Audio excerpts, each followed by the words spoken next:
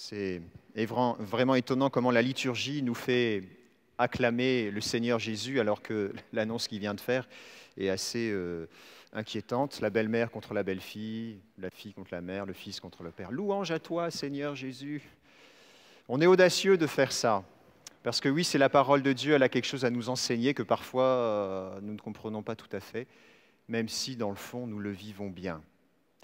Alors nous sommes en cette fin d'été, pardon. On est encore un peu en vacances pour certains. Cette fin d'été, mais se profile déjà pour nous évidemment une nouvelle année. Certains ont déjà repris le travail ou n'ont même peut-être jamais arrêté le travail. En tout cas, pour beaucoup, ce début d'année pastorale est comme le commencement de quelque chose. On aborde toujours, enfin souvent, ces nouveautés, ces nouveaux moments de l'année, tout feu, tout flamme. Enfin, à la fois on a envie, puis à la fois on n'a pas envie. À la fois on a le goût de toutes ces nouvelles découvertes, ces nouveaux collègues, ces nouveaux projets qu'on va découvrir dans l'année.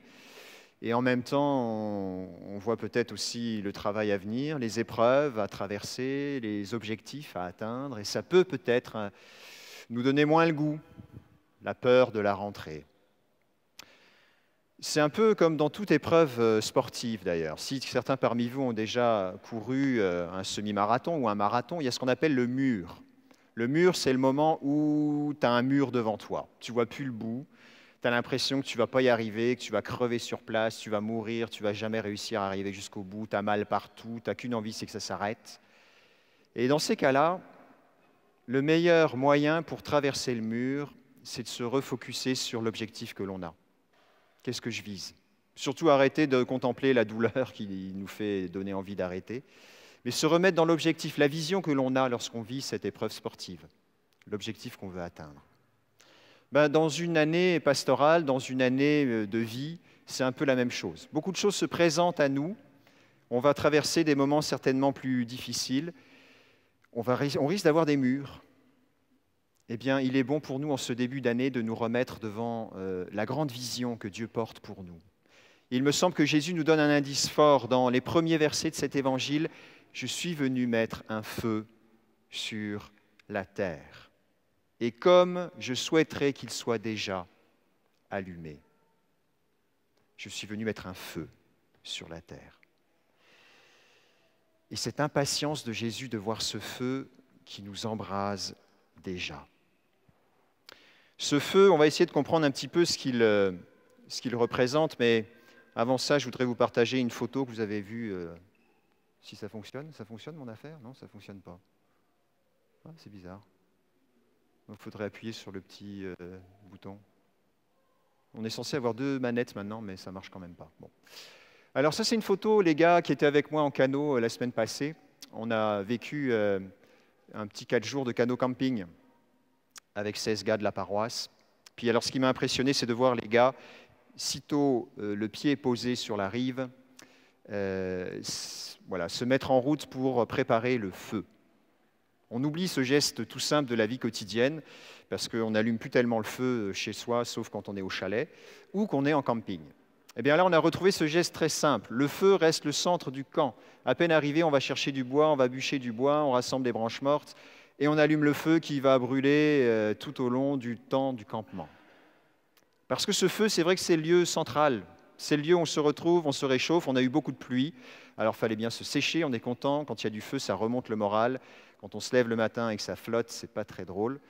Eh bien, le feu vous remonte le moral quand vous avez réussi, en tout cas, à l'allumer. Bref, ce feu, il nous dit quelque chose. Ce feu, il a quelque chose même c'est un élément de la nature que Dieu nous offre. Et ce feu, profondément, Dieu a choisi d'y être présent. Et il veut nous le communiquer. Ce n'est pas pour rien que Dieu est apparu à Moïse dans un feu.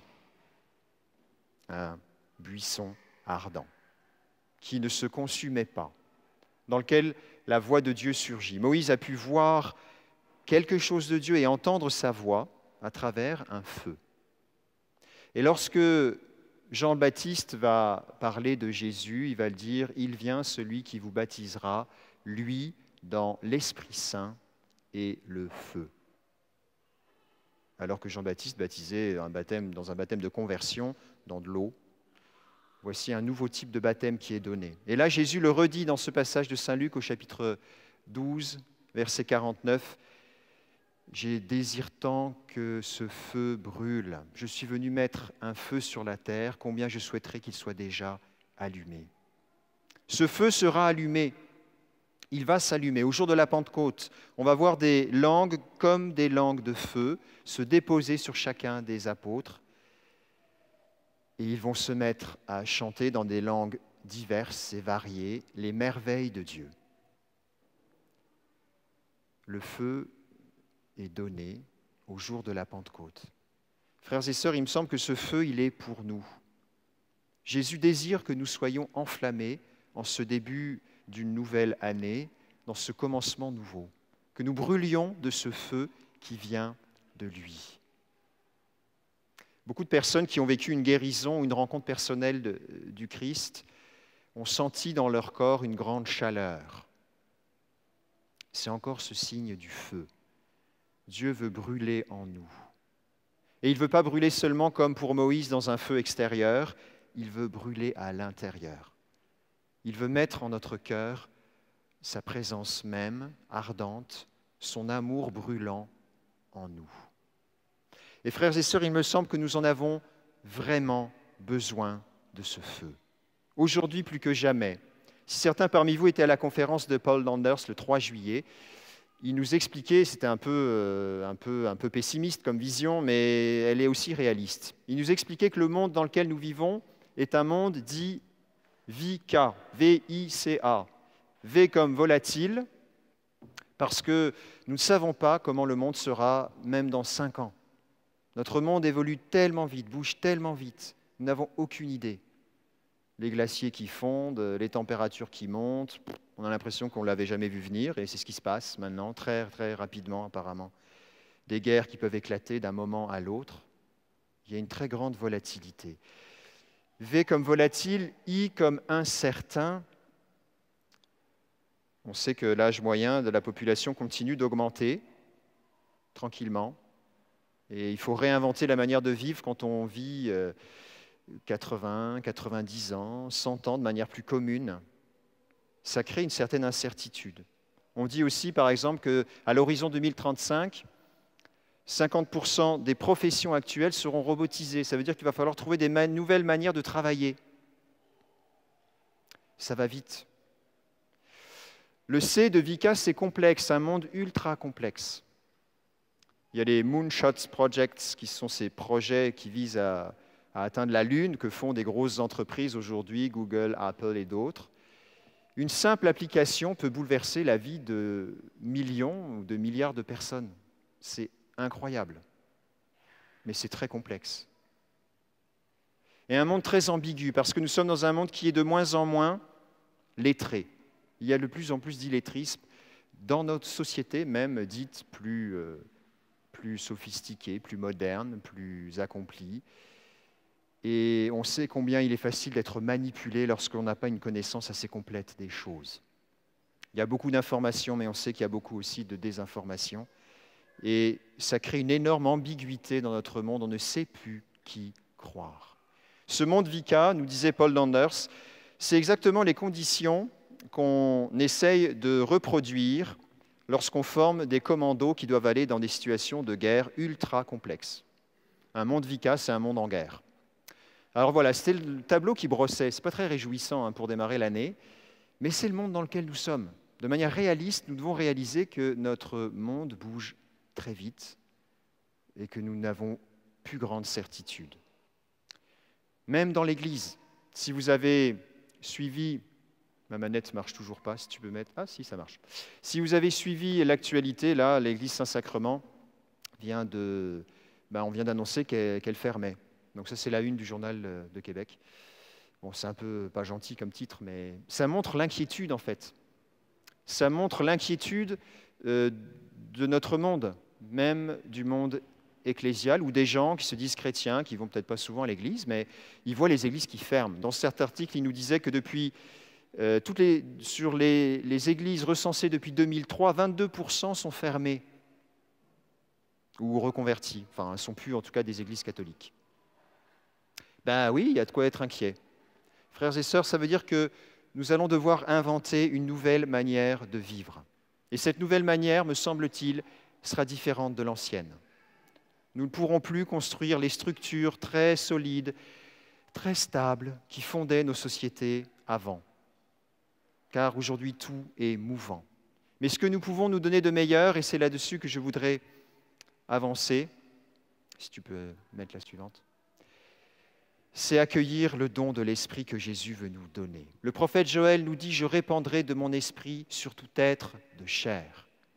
Cet esprit a été donné à la Pentecôte. Cet esprit est descendu.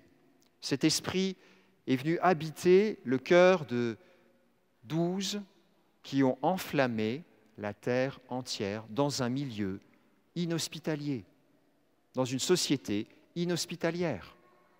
L'Esprit Saint leur a permis, dans le monde VICA de l'époque, de transmettre le feu de la rencontre de Dieu.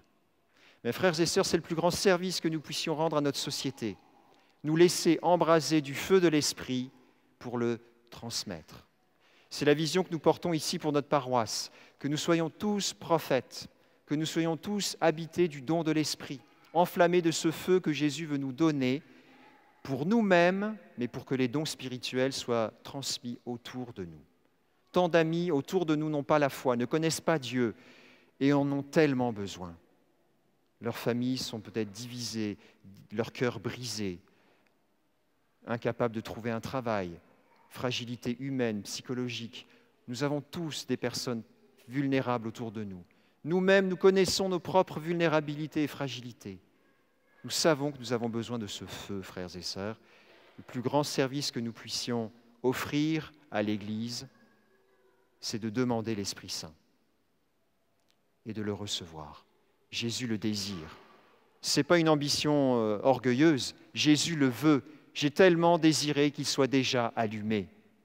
C'est ce que Jésus veut pour nous. C'est ce qu'il veut de meilleur pour nous. Oui, Seigneur, tu as offert ta vie sur la croix pour que nous puissions recevoir ce feu de l'Esprit, pour que notre vie ne soit plus une vie sans sens, une vie sans orientation, une vie qui ne sache s'appuyer sur rien. Tu as donné ton feu, Seigneur, pour nous permettre de te rencontrer et permettre à ceux qui nous sont proches de te rencontrer à travers nous. Te demandons au long de cette année de continuer de répandre ton feu dans chacun de nos cœurs. Nous ne savons pas ce que nous vivrons, nous ne savons pas les murs que nous aurons à franchir, mais nous savons que tu as un feu, que tu désires, qu'il brûle en nous. Viens, Seigneur Esprit Saint, viens brûler dans nos cœurs, viens faire de nous un brasier ardent, viens commencer à brûler toutes choses en nous, pour que nous ne soyons plus à nous-mêmes, mais à nos frères et à toi. Amen.